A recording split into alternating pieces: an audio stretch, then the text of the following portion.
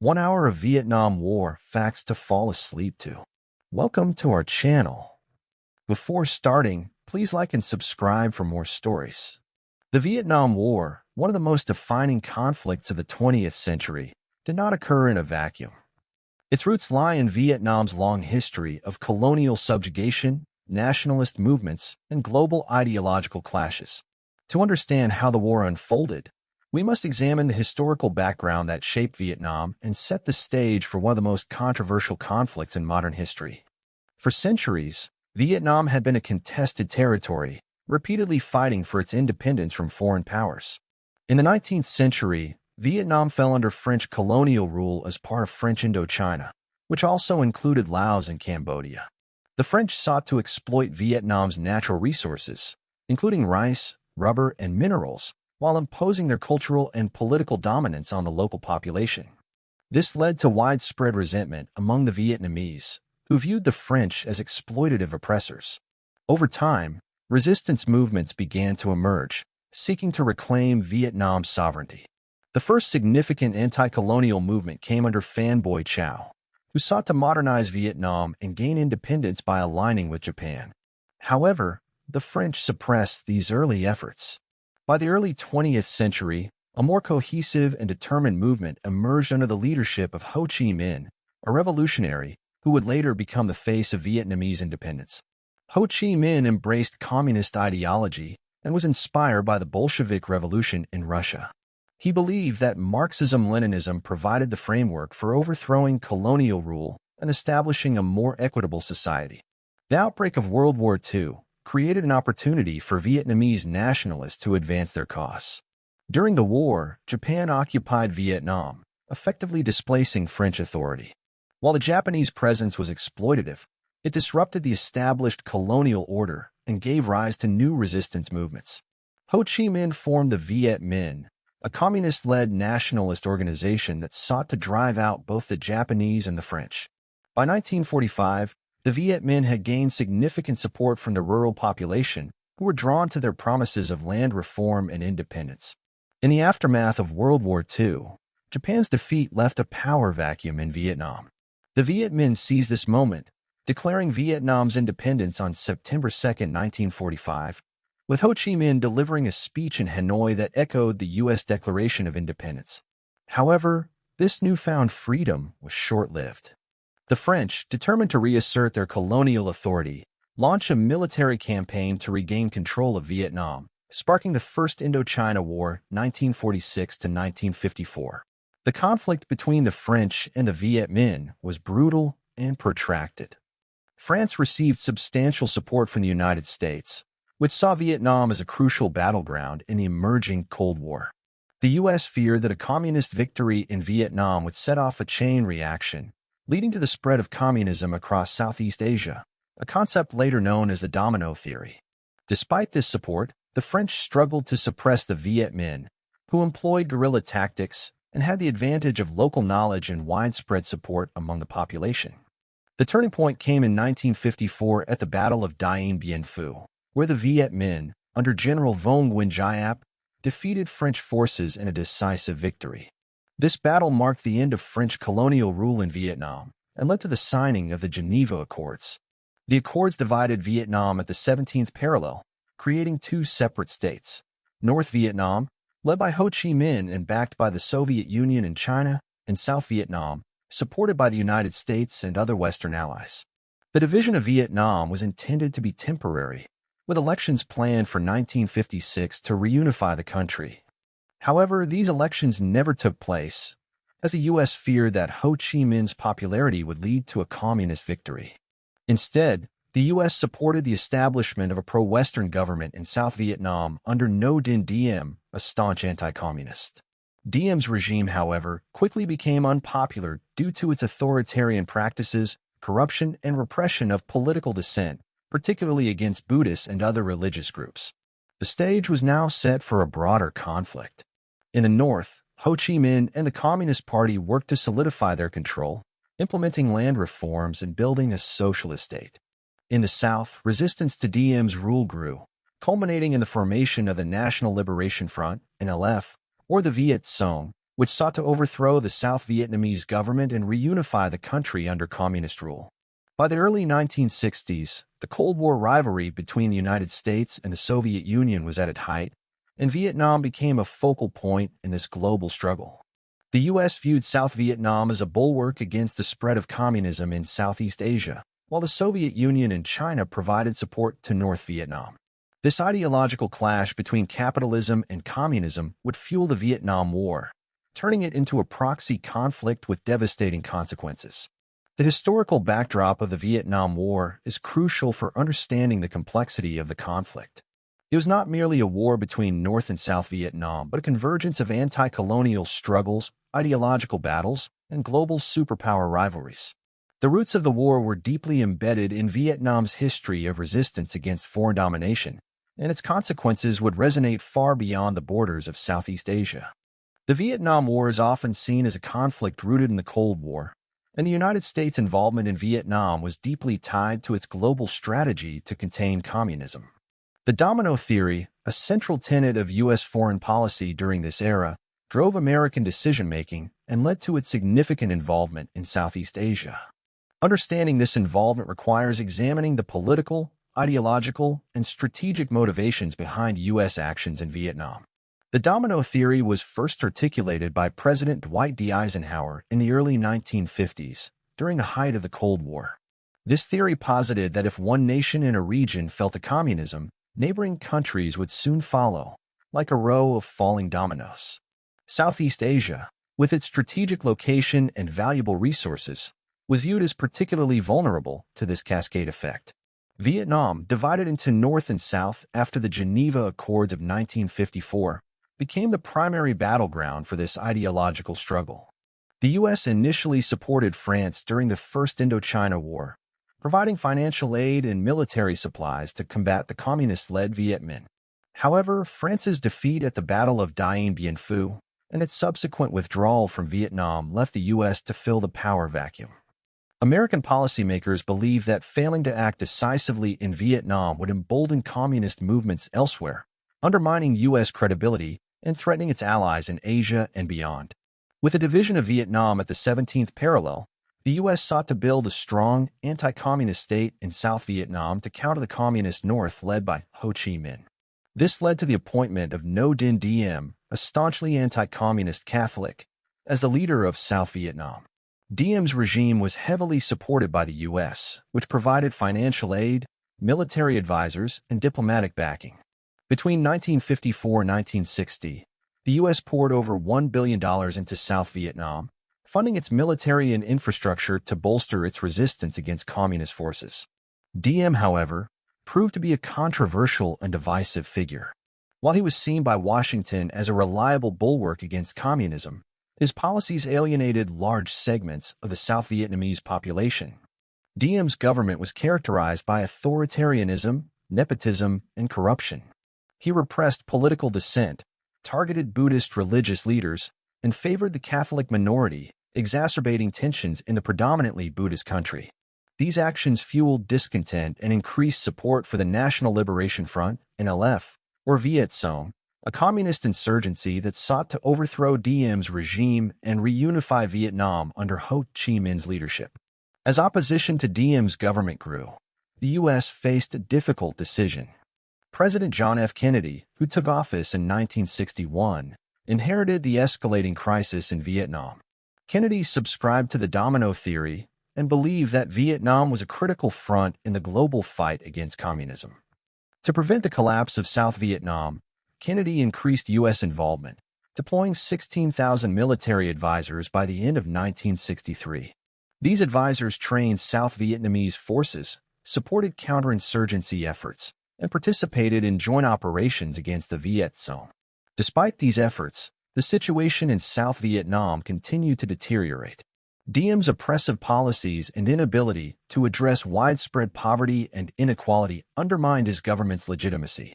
By 1963, mass protest against Diem's regime, including the iconic self-immolation of Buddhist monk Thich Quang Duc, had captured international attention and highlighted the deep divisions within South Vietnamese society. The U.S., increasingly frustrated with Diem's leadership, tacitly supported a military coup that led to his assassination in November 1963. The overthrow of Diem plunged South Vietnam into political chaos. A series of unstable governments followed, each struggling to combat the growing Viet Cong insurgency. This instability made it increasingly difficult for the U.S. to withdraw, as American policymakers feared that South Vietnam would collapse without their continued support. The situation was further complicated by the North Vietnamese government's active role in supporting the Viet Cong, using the Ho Chi Minh Trail to transport troops, weapons, and supplies into South Vietnam. President Lyndon B. Johnson, who succeeded Kennedy after his assassination, inherited the deepening crisis in Vietnam. Johnson was deeply committed to the domino theory and believed that a U.S. failure in Vietnam would embolden communist movements worldwide. Determined to prevent this, Johnson sought congressional approval to escalate American involvement. The opportunity came in August 1964 with the Gulf of Tonkin incident, in which U.S. naval vessels were allegedly attacked by North Vietnamese forces. Although the details of the incident remain controversial, it provided the justification for the Gulf of Tonkin resolution, which granted Johnson broad authority to use military force in Vietnam. The resolution marked a turning point in U.S. involvement. By 1965, Johnson had ordered the deployment of combat troops to Vietnam, marking the beginning of full-scale U.S. military engagement. This escalation was accompanied by Operation Rolling Thunder, a sustained bombing campaign aimed at crippling North Vietnam's infrastructure and breaking its will to fight. The U.S. believed that its overwhelming military superiority would quickly bring the North to the negotiating table. However, this strategy underestimated the resilience and determination of the North Vietnamese and the Viet Cong. The U.S.'s deepening involvement in Vietnam reflected a broader Cold War strategy of containment, but it also exposed the limitations of this approach. The domino theory, while influential, oversimplified the complexities of Vietnamese nationalism and the local dynamics of the conflict. For many Vietnamese, the war was not just an ideological battle between communism and capitalism, but a struggle for independence and self-determination. By the mid-1960s, Vietnam had become a quagmire for the United States.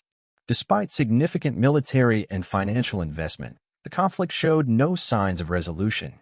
The challenges of counterinsurgency warfare, coupled with growing resistance to the war at home, would soon push the U.S. into an even deeper crisis. The foundations of the Vietnam War were laid by a combination of Cold War ideology and local political realities, but as the conflict escalated, it became clear that this was no ordinary war. It was a clash of worldviews, cultures, and historical trajectories that would shape the fate of Vietnam and the United States alike. The Vietnam War escalated dramatically in the mid-1960s, transforming from a conflict largely fought by South Vietnamese forces with U.S. support into a full-scale war involving American combat troops. This escalation was driven by several factors, but a pivotal moment came with the Gulf of Tonkin incident in 1964. This event, controversial both at the time and in hindsight, gave President Lyndon B. Johnson the justification to intensify U.S. involvement in Vietnam and mark the beginning of direct military intervention. By the early 1960s, the U.S. had already become deeply entangled in Vietnam. Under President John F. Kennedy, the number of American military advisors in South Vietnam had grown significantly, reaching around 16,000 by the time of his assassination in November 1963.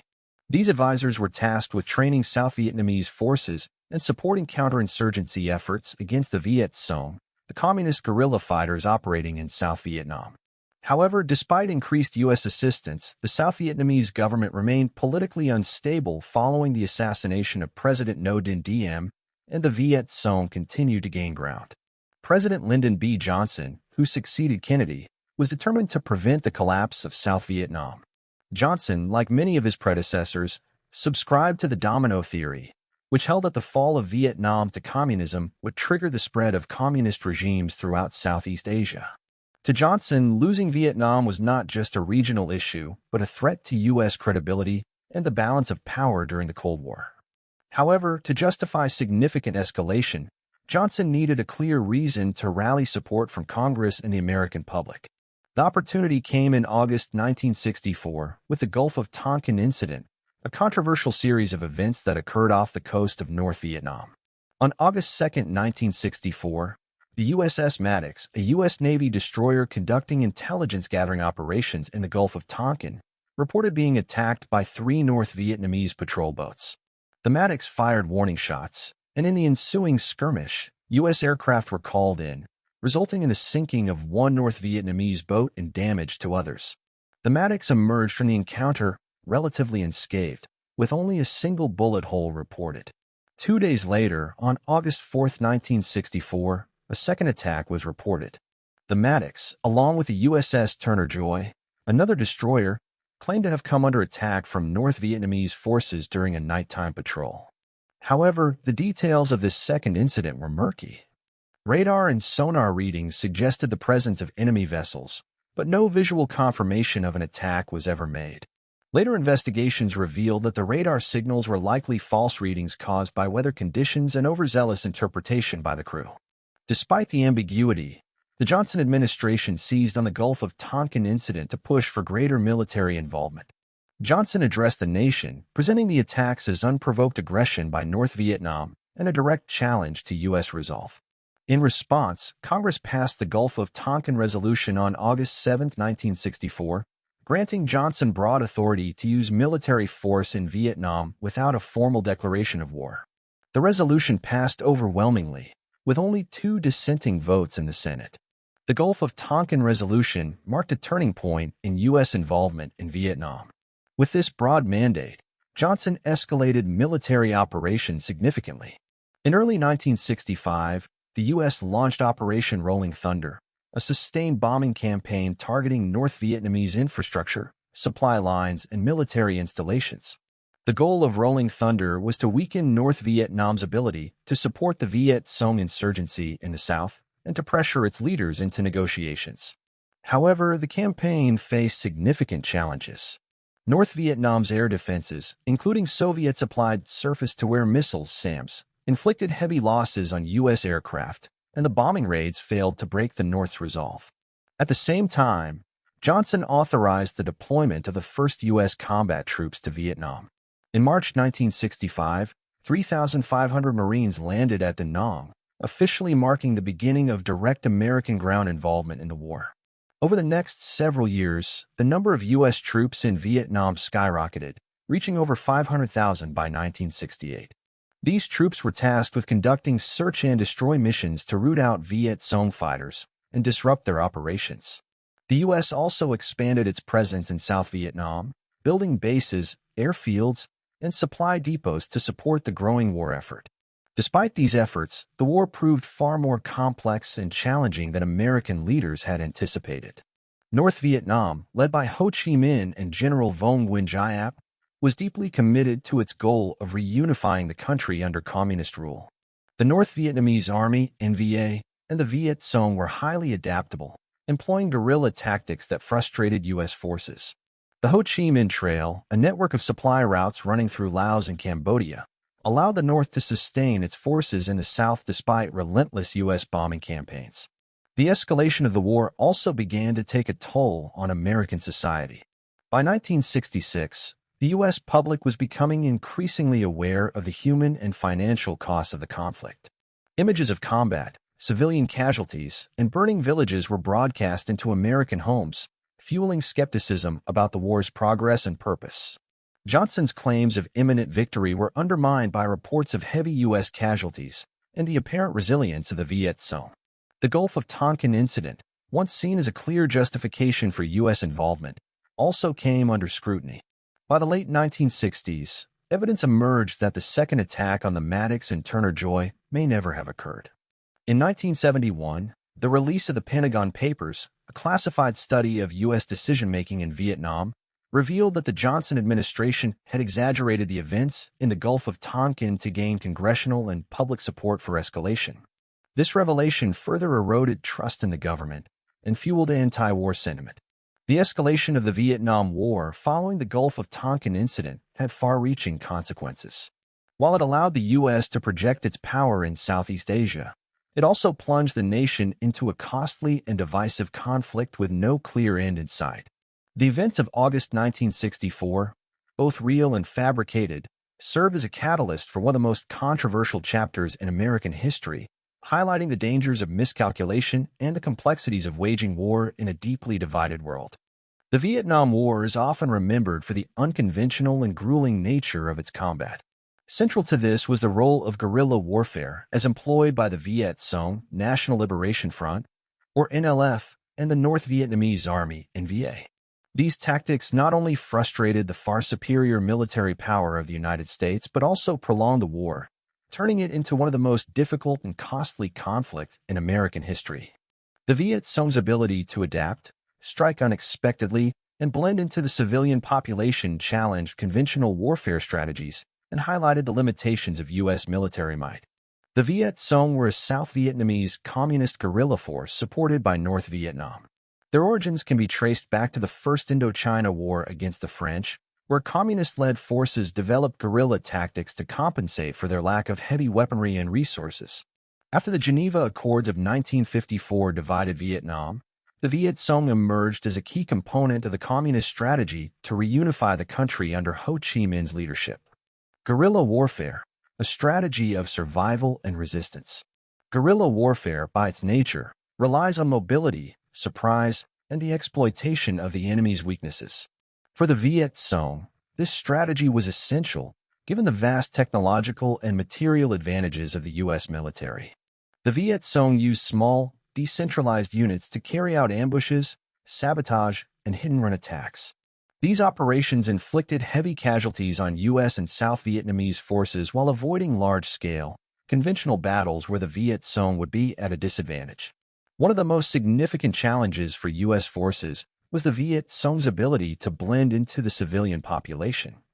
The guerrillas did not wear uniforms, making it nearly impossible to distinguish them from ordinary villagers. This created a constant state of uncertainty for American soldiers, who were often unsure whether the local population was friendly, neutral, or actively aiding the enemy. The Viet Cong's presence in South Vietnam's rural areas was deeply rooted in their relationships with local communities, many of whom supported their cause either out of ideology or fear of reprisal. The Ho Chi Minh Trail, lifeline of the guerrilla war. The Ho Chi Minh Trail was a critical element of the Viet Cong's guerrilla operations. This vast network of jungle paths and tunnels stretched from North Vietnam through Laos and Cambodia into South Vietnam, allowing the North to supply the Viet Cong with weapons, ammunition, and reinforcements. The trail was heavily bombed by U.S. forces during the war, but the North Vietnamese continually repaired and expanded it, often using human labor to bypass destroyed sections. The trail's effectiveness highlighted the resilience and ingenuity of the Viet Cong and their North Vietnamese allies. It also demonstrated the interconnected nature of the conflict, as neighboring countries became unwilling participants in the war due to their role as transit routes for supplies. Tunnels, traps, and psychological warfare. The Viet Cong's ingenuity extended to their use of underground tunnels, which provided them with a significant tactical advantage. The Siu Chi tunnels, a network spanning hundreds of miles near Saigon, served as supply routes, living quarters, and command centers. These tunnels allowed the Viet Cong to launch surprise attacks and then disappear before U.S. forces could respond. The tunnels were often booby-trapped and filled with false passages, making them extremely dangerous for U.S. soldiers tasked with clearing them. Booby traps were another hallmark of Viet Cong tactics.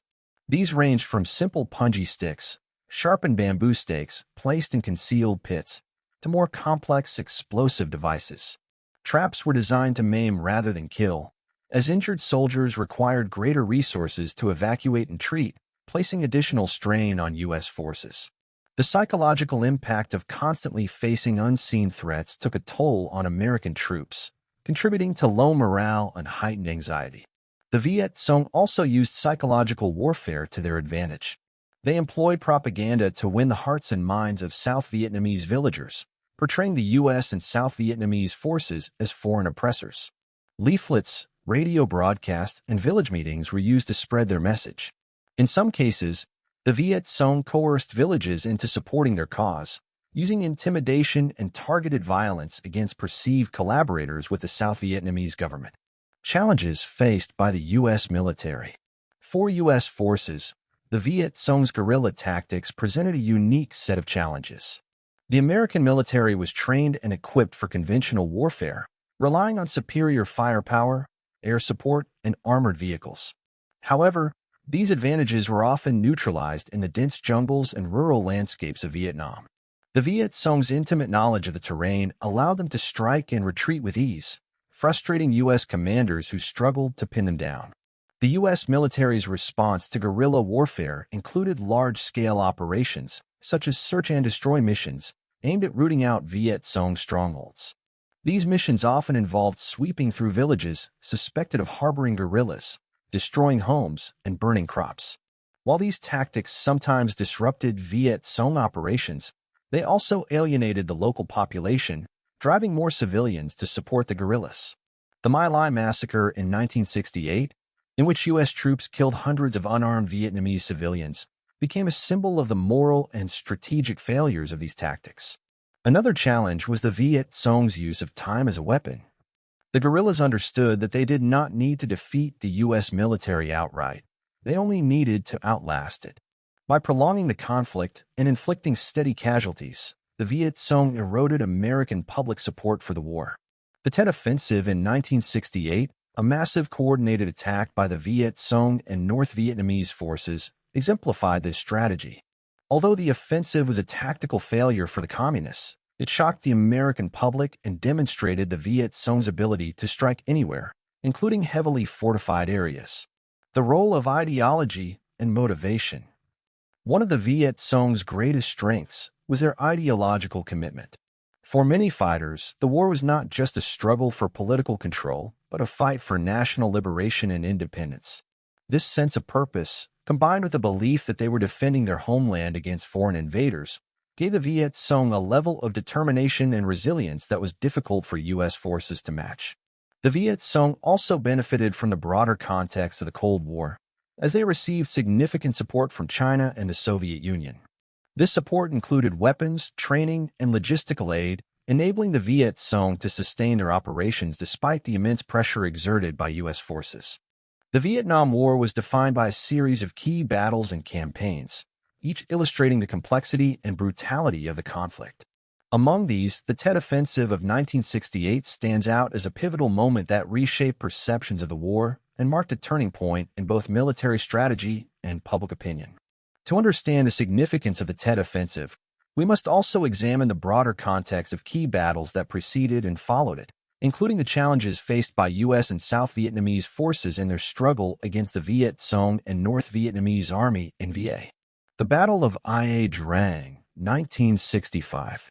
The first major battle between U.S. forces and the NVA occurred in Ia Drang Valley in November 1965. This engagement demonstrated both the strengths and weaknesses of each side.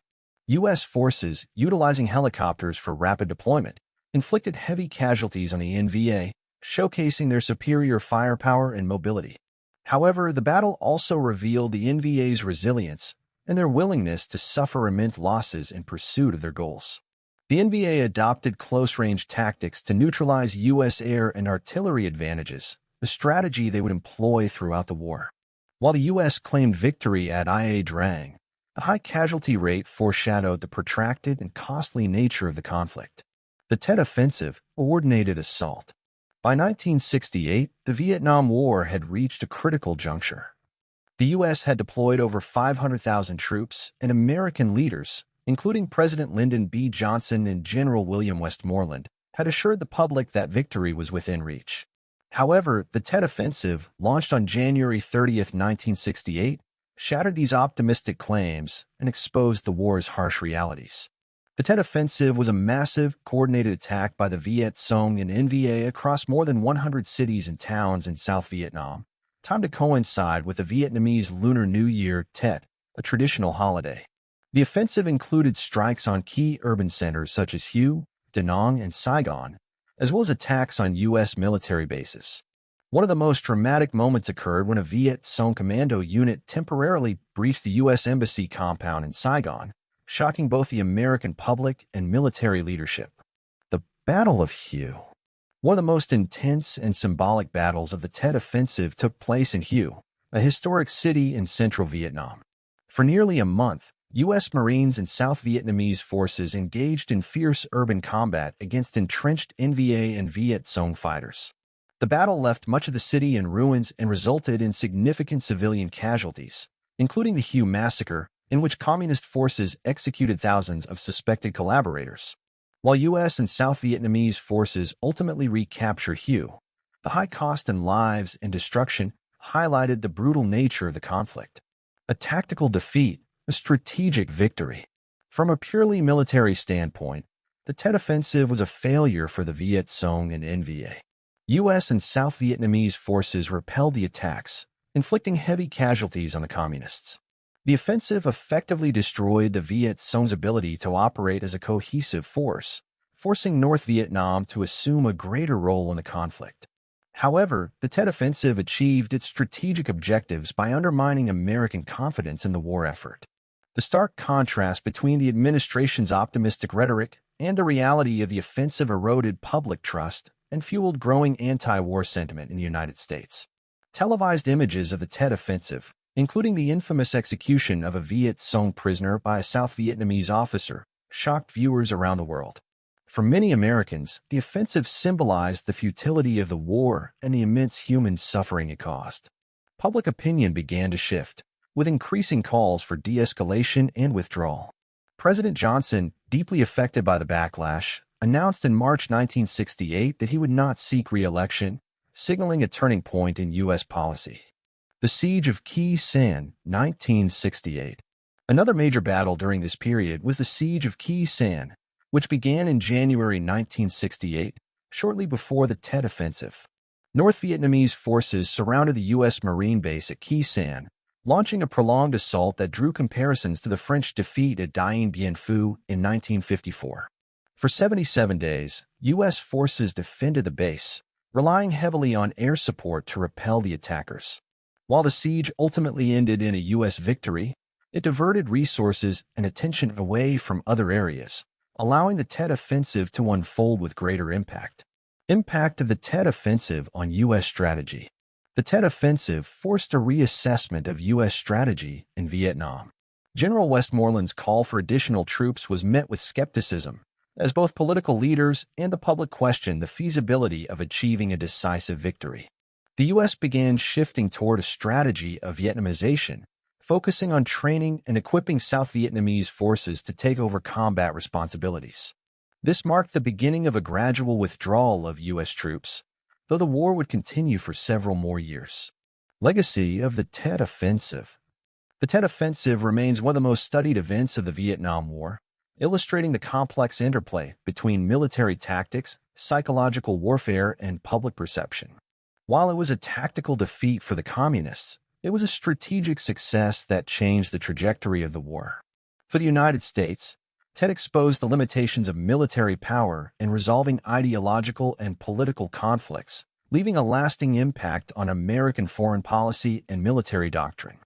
The Vietnam War was not only fought on the battlefields of Southeast Asia, but also on the streets, college campuses, and living rooms of the United States. The anti-war movement became one of the most defining and divisive aspects of the Vietnam War era, highlighting the growing disconnect between the U.S. government's policies and the public sentiment. What began as a relatively small protest against military involvement evolved into a nationwide movement that shaped public opinion, influenced political decisions, and left a lasting impact on American society. The roots of the anti-war movement. The seeds of the anti-war movement were sown in the early 1960s, as U.S. involvement in Vietnam began to escalate. Initially, opposition to the war was limited to pacifist organizations, leftist groups, and some intellectuals who criticized U.S. foreign policy as imperialistic. Groups like the Student Nonviolent Coordinating Committee, SNCC, and the Students for a Democratic Society, SDS, became prominent voices in the early anti-war movement. The SDS, in particular, gained national attention with its Port Huron Statement in 1962, which called for a more participatory democracy and condemned militarism. As U.S. troop deployments increased in 1965 under President Lyndon B. Johnson, so too did opposition to the war. The war's ambiguous objectives and its portrayal as a conflict to contain communism in a distant land resonated poorly with many Americans, particularly younger generations. By the mid-1960s, the anti-war movement began to gain momentum, fueled by growing skepticism about the domino theory, and the government's optimistic assessments of the war.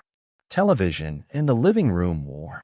One of the key factors that galvanized the anti-war movement was the unprecedented role of television in bringing the realities of war into American homes. The Vietnam War is often called the first living room war because of the extensive media coverage it received. News broadcasts showed graphic footage of combat, villages being bombed, and wounded soldiers and civilians. These images painted a stark contrast to the government's assurances of progress, leading many Americans to question the morality and purpose of the war. Television also brought home the human cost of the conflict, particularly as the number of American casualties grew. By 1968, the U.S. death toll had reached over 30,000, and this number continued to climb in the following years. The war's impact was felt deeply across the country, especially among working-class families whose sons were more likely to be drafted and sent to Vietnam. The draft and its role in the movement. The draft was one of the most controversial aspects of the Vietnam War and a major driver of anti-war sentiment. The selective service system required young men to register for military service, and during the height of the war, the draft lottery determined who would be called to fight. While some were able to avoid the draft through college deferments or other exemptions, many working-class and minority men were disproportionately affected. The draft fueled resentment and led to widespread protests. Draft card burnings became a symbolic act of defiance, with many young men refusing to comply with their draft orders. The slogan, "Hell no, we won't go," became a rallying cry for those who opposed the war. Some fled to Canada or other countries to avoid conscription, while others faced imprisonment for draft evasion. Protests and demonstrations. By the late 1960s, the anti-war movement had grown into a mass phenomenon, with protests and demonstrations occurring across the country.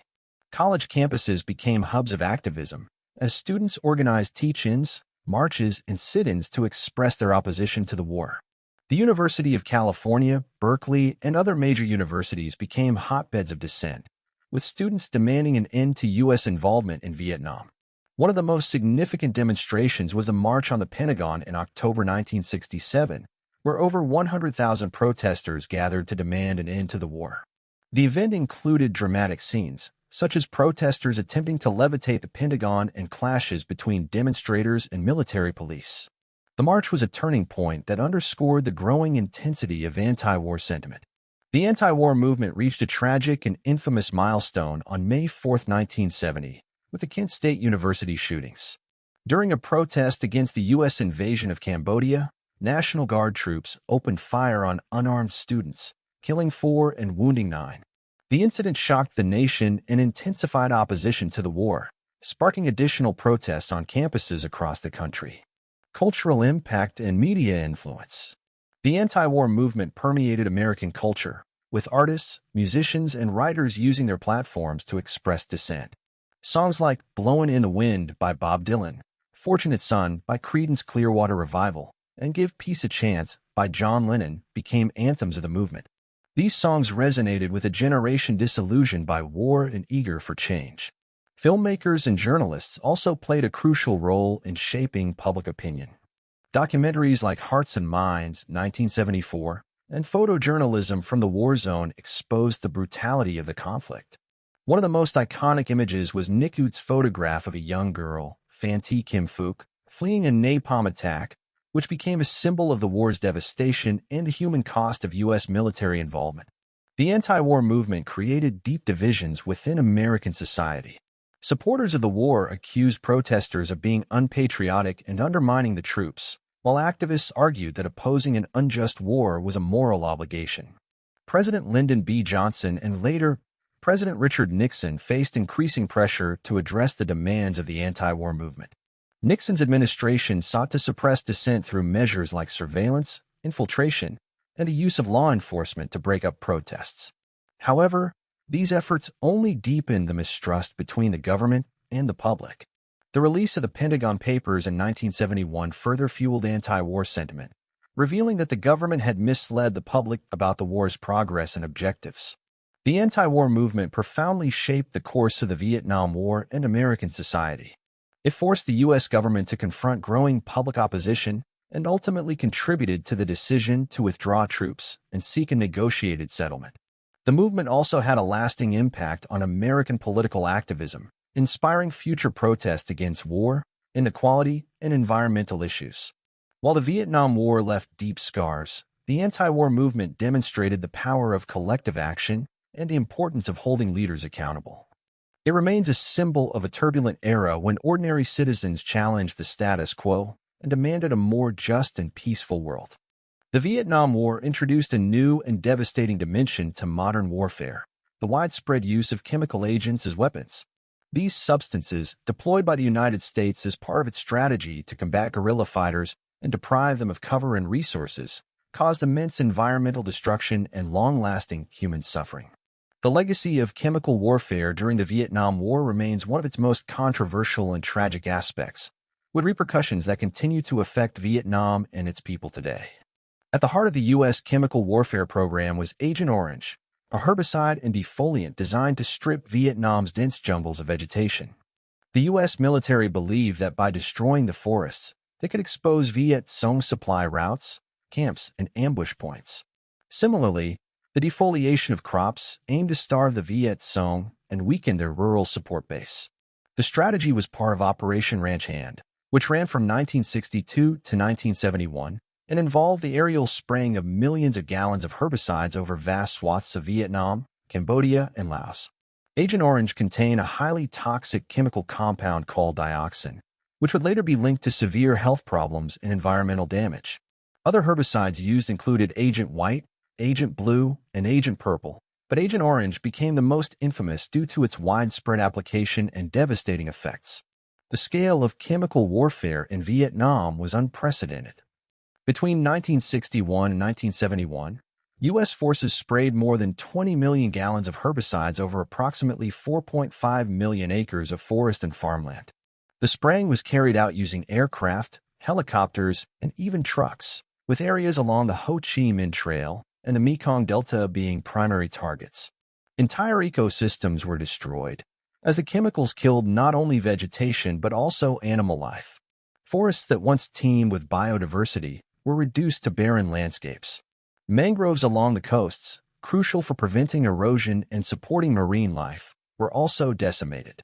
This environmental destruction disrupted local economies that relied on agriculture and fishing, leaving many Vietnamese villagers impoverished. The human toll of chemical warfare in Vietnam is incalculable. Agent Orange was not only an environmental weapon, but also a cause of long-term health problems for both the Vietnamese people and U.S. veterans who were exposed to it. The dioxin in Agent Orange is one of the most toxic chemicals known to science, linked to a range of severe health conditions, including cancer such as non-Hodgkin lymphoma and prostate cancer, birth defects, including congenital disabilities in children born to exposed parents, neurological disorders and developmental delays, chronic illnesses, including diabetes and respiratory problems. For the Vietnamese population, the effects were especially devastating. Thousands of children were born with severe deformities and disabilities, and entire communities suffered from increased rates of disease. These health problems have persisted for generations, as dioxin remains in the environment and continues to affect new populations. U.S. veterans who serve in Vietnam and were exposed to Agent Orange experienced similar health problems. Many reported illnesses such as cancer, skin disorders, and respiratory conditions after returning home. Despite mounting evidence of a link between Agent Orange and these illnesses, the U.S. government was initially reluctant to acknowledge the issue. It wasn't until the 1980s and 1990s that compensation programs and medical assistance for affected veterans were introduced. The Agent Orange Act of 1991 provided benefits for veterans suffering from illnesses linked to exposure, but many argue that these measures came too late for thousands who had already died or faced years of neglect. In addition to herbicides, the U.S. military used napalm, a highly flammable gel, during the Vietnam War. Napalm was dropped from aircraft onto enemy positions, villages, and forests, creating massive firestorms that incinerated everything in their path. Its use was justified as a tactical tool to destroy bunkers, flush out guerrillas, and create psychological terror. However, the human cost was catastrophic. Napalm caused horrific burns and death to countless civilians and combatants, leaving survivors with lifelong physical and emotional scars. Images of napalm's effects, such as the famous photograph of Phan Thi Kim Phuc, a young girl running naked after being severely burned, became iconic symbols of the war's brutality and fueled anti-war sentiment worldwide. The use of chemical weapons during the Vietnam War sparked widespread condemnation from the international community. Critics argue that the U.S.'s reliance on such weapons violated the principles of international humanitarian law, which prohibits the targeting of civilians and the use of weapons that cause unnecessary suffering. The Geneva Protocol of 1925, while not explicitly banning herbicides or napalm, was frequently cited in arguments against their use. The U.S. government defended its actions by claiming that herbicides like Agent Orange were not technically chemical weapons, as they were intended to destroy vegetation rather than harm people. However, this argument did little to quell criticism, particularly as evidence of the long-term health effects became undeniable. The legacy of chemical warfare has left Vietnam grappling with environmental and health challenges that persist to this day. Large areas of the country remain contaminated with dioxin, particularly near former U.S. military bases where herbicides were stored. Efforts to clean up these hotspots have been slow and costly, with organizations like the United Nations and the U.S. government providing funding for decontamination projects.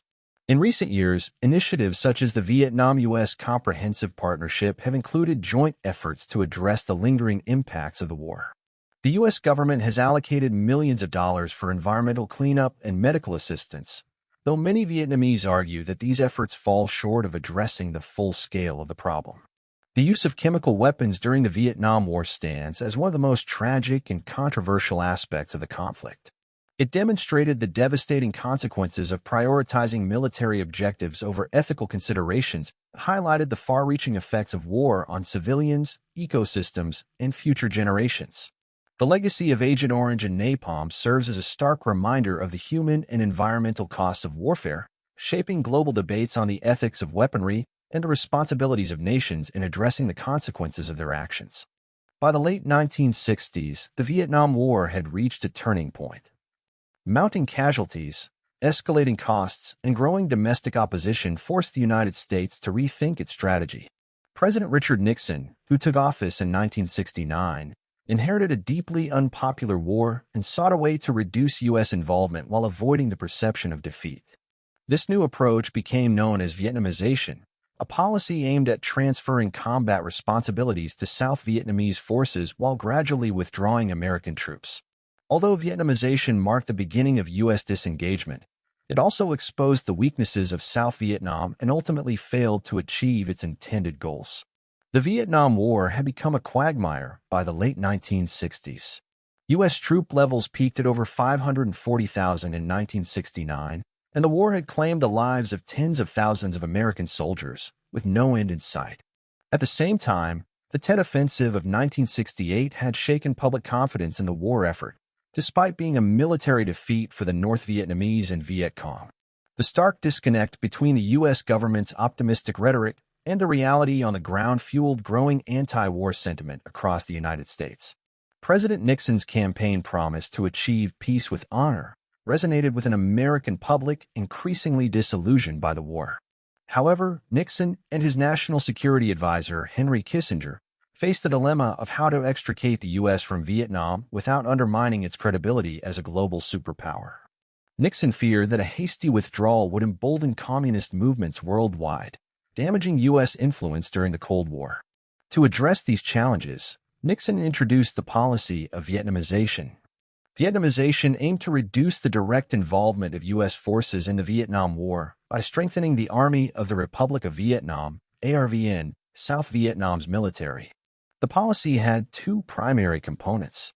One, gradual withdrawal of U.S. troops. The United States began to scale back its troop presence, with the first major withdrawal of 25,000 soldiers announced in mid-1969. By the end of Nixon's first term in 1973, most U.S. combat forces had left Vietnam, leaving behind only a small contingent of advisors and logistical support personnel. 2. Strengthening South Vietnamese forces. Vietnamization involved training, equipping, and modernizing the ARVN to enable it to take over combat operations.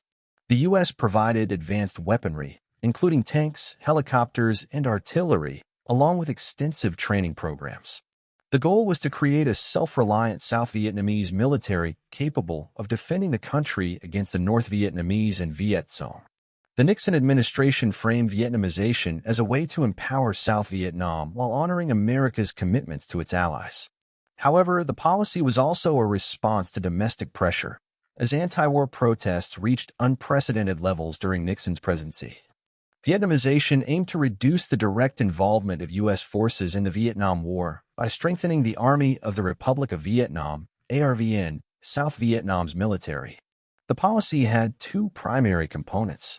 One, gradual withdrawal of U.S. troops. The United States began to scale back its troop presence, with the first major withdrawal of 25,000 soldiers announced in mid-1969. By the end of Nixon's first term in 1973, most U.S. combat forces had left Vietnam, leaving behind only a small contingent of advisors and logistical support personnel. 2. Strengthening South Vietnamese forces. Vietnamization involved training, equipping, and modernizing the ARVN to enable it to take over combat operations. The U.S. provided advanced weaponry, including tanks, helicopters, and artillery, along with extensive training programs. The goal was to create a self-reliant South Vietnamese military capable of defending the country against the North Vietnamese and Viet Cong. The Nixon administration framed Vietnamization as a way to empower South Vietnam while honoring America's commitments to its allies. However, the policy was also a response to domestic pressure, as anti-war protests reached unprecedented levels during Nixon's presidency. While Vietnamization allowed the U.S. to reduce its military presence, it faced significant challenges on the ground. One of the most pressing issues was the weakness of the South Vietnamese government. Corruption, nepotism, and inefficiency plagued the administration of Nguyen Van Thieu, the president of South Vietnam. These problems undermined public trust and weakened the government's ability to rally national support against the communists. The ARVN, despite receiving billions of dollars in U.S. aid, struggled to match the determination and discipline of the North Vietnamese Army and VA.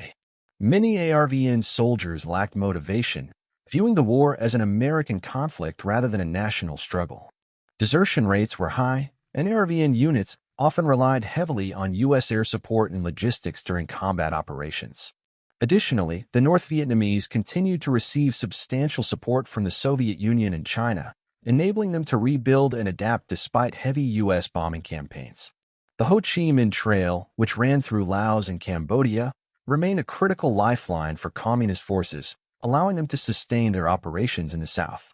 As part of his strategy to weaken North Vietnam, Nixon authorized the expansion of the war into neighboring countries. In 1970, U.S. and South Vietnamese forces launched a major incursion into Cambodia, targeting NVA bases and supply lines along the Ho Chi Minh Trail.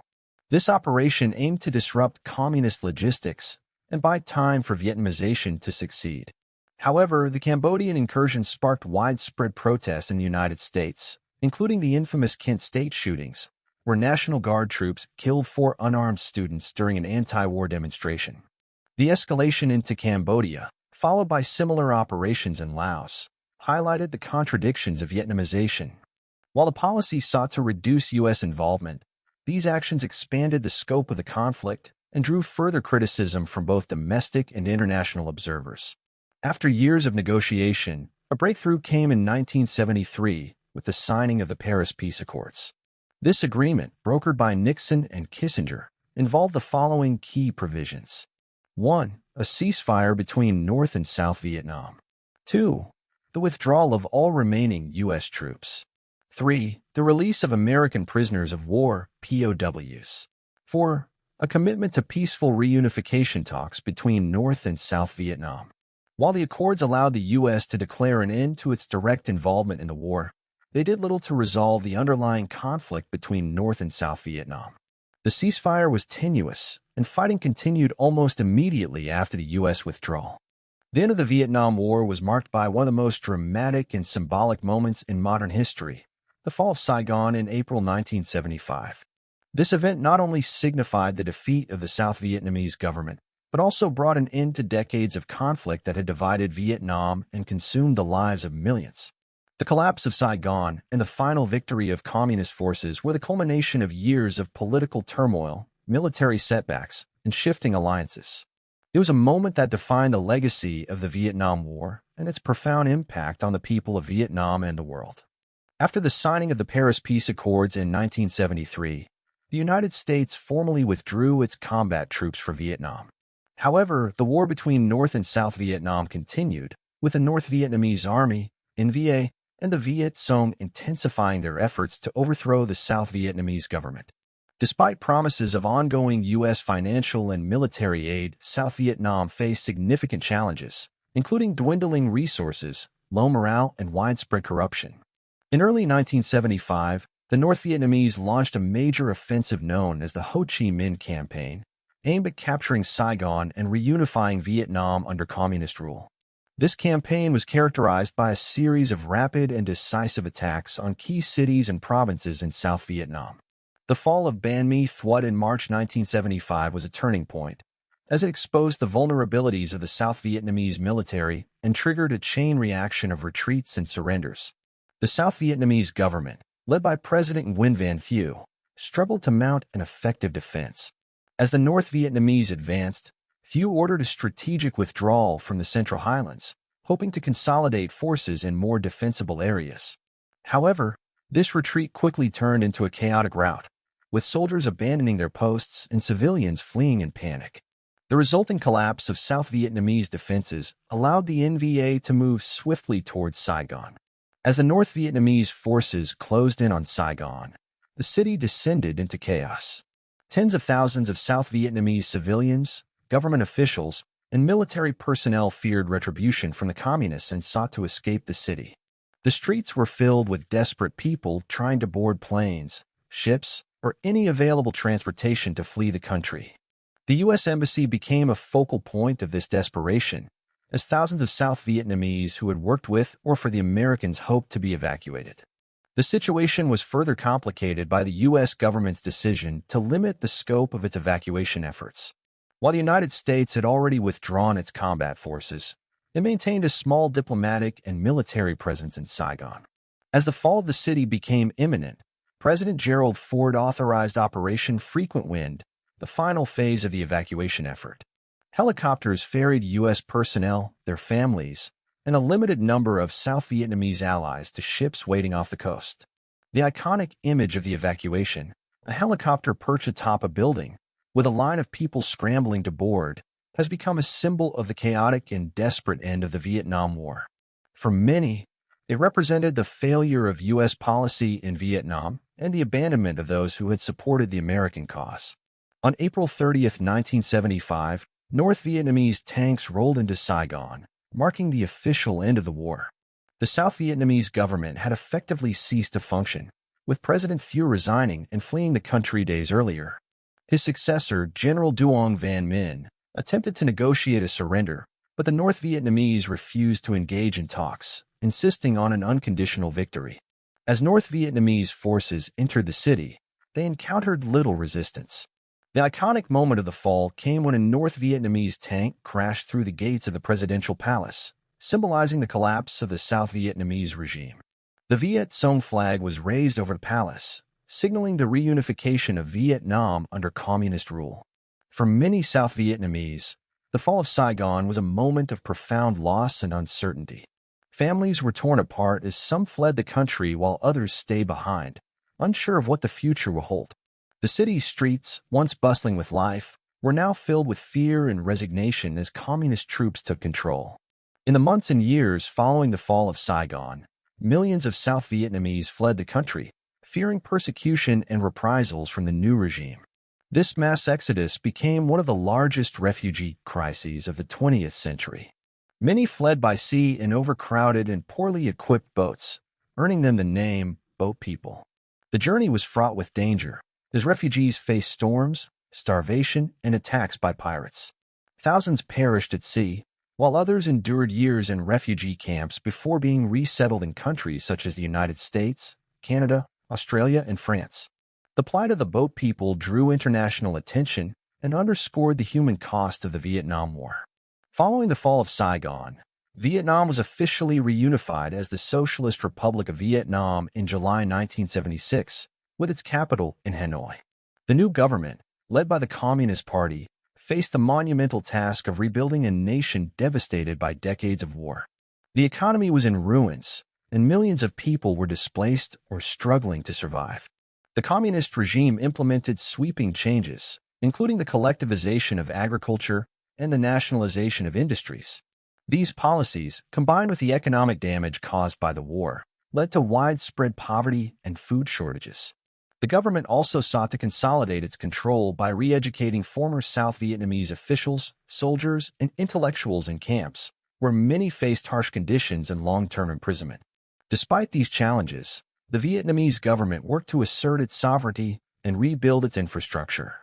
In the 1980s, the country began implementing economic reforms known as Doi Moi, which shifted the economy toward market-oriented policies and spurred growth. The Fall of Saigon remains one of the most poignant symbols of the Vietnam War and its aftermath. For the United States, it represented the culmination of a long and costly conflict that failed to achieve its objectives. The war had left deep scars on American society, from the loss of over 58,000 U.S. soldiers to the social and political divisions it created at home. For Vietnam, the Fall of Saigon marked the end of a struggle for national reunification, but also the beginning of a difficult journey toward recovery and reconciliation. The war's legacy continues to shape Vietnam's identity and its relations with the world, as the country seeks to balance its revolutionary history with its aspirations for economic growth and modernization. The Vietnam War, which officially ended with the fall of Saigon on April 30, 1975, left an enduring legacy that shaped Vietnam, the United States, and the global community in profound ways. The war's aftermath was marked by political, social, and economic transformations that continue to resonate today. From the devastating human cost to its influence on geopolitics, the Vietnam War remains a pivotal chapter in modern history. The Vietnam War was one of the most devastating conflicts of the 20th century, leaving a profound toll on both combatants and civilians.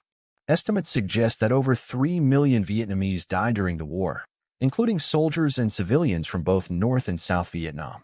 Many of these deaths resulted from bombing campaigns, chemical warfare, and the widespread destruction of villages and infrastructure. Additionally, millions of people were injured, displaced, or left homeless by the war's violence. For the United States, the war claimed the lives of over 58,000 American soldiers, while another 300,000 were wounded. Many veterans returned home physically and emotionally scarred, grappling with post-traumatic stress disorder, PTSD, substance abuse, and difficulty reintegrating into civilian life. The war's psychological toll on veterans and their families became a central aspect of its legacy, sparking debates about the treatment and support of returning soldiers. Beyond the immediate loss of life, the war left long-term consequences for survivors. In Vietnam, unexploded ordnance, UXO, such as landmines and cluster bombs, continues to pose a threat to civilians decades after the war's end. Similarly, the widespread use of Agent Orange and other defoliants has led to severe health problems, including birth defects and cancers, affecting multiple generations of Vietnamese families. The reunification of Vietnam under communist rule in 1975 marked the end of decades of conflict, but also ushered in a period of significant challenges. The newly formed Socialist Republic of Vietnam, led by the Communist Party, faced the daunting task of rebuilding a war-torn nation. The country's infrastructure was in ruins, its economy was devastated, and millions of people were displaced. The communist government implemented sweeping economic reforms, including the collectivization of agriculture and the nationalization of industries. However, these policies initially led to widespread poverty, food shortages, and economic stagnation.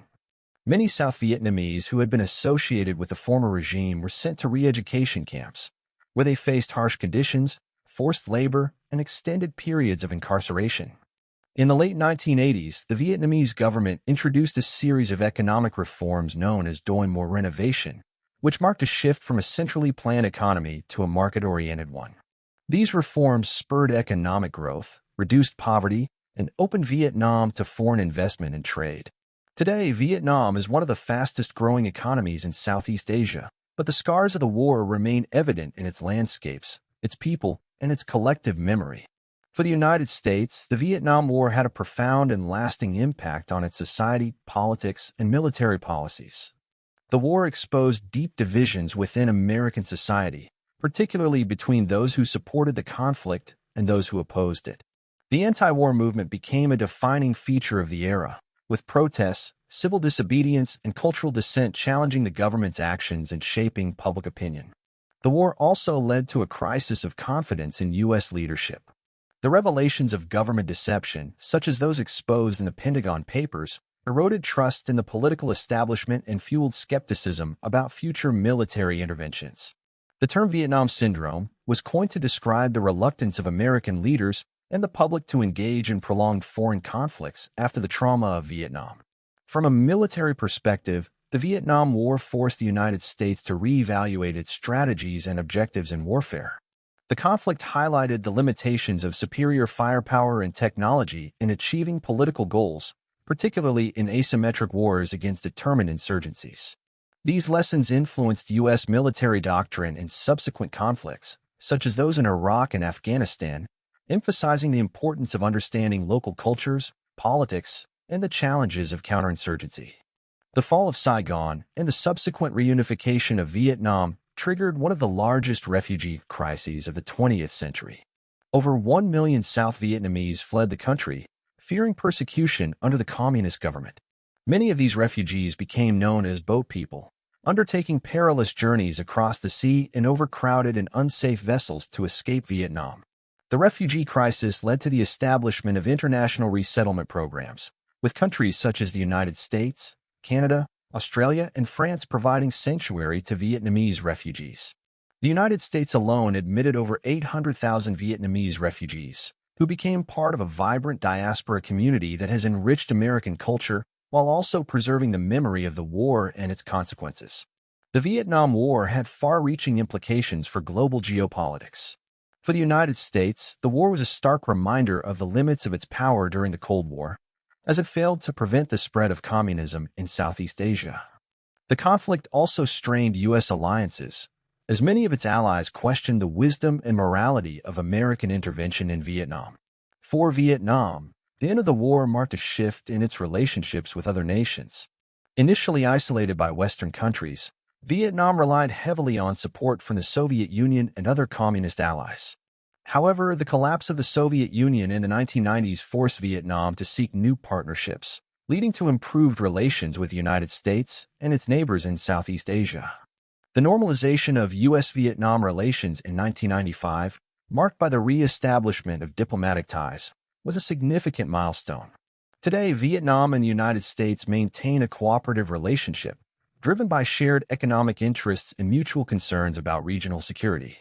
The Vietnam War has left a lasting cultural and historical legacy, inspiring countless books, films, and artistic works that grapple with its complexities. Movies like Apocalypse Now, Platoon, and The Deer Hunter have explored the psychological and moral dimensions of the war, while memoirs and novels by Vietnamese and American authors have provided personal insights into the conflict's human cost. The war also shaped how conflicts are reported and perceived. The extensive media coverage of Vietnam, including graphic images and on-the-ground reporting, set a precedent for how modern wars are documented. The role of journalists in exposing the realities of the war has become a key part of its legacy, influencing both public opinion and policy debates in future conflicts.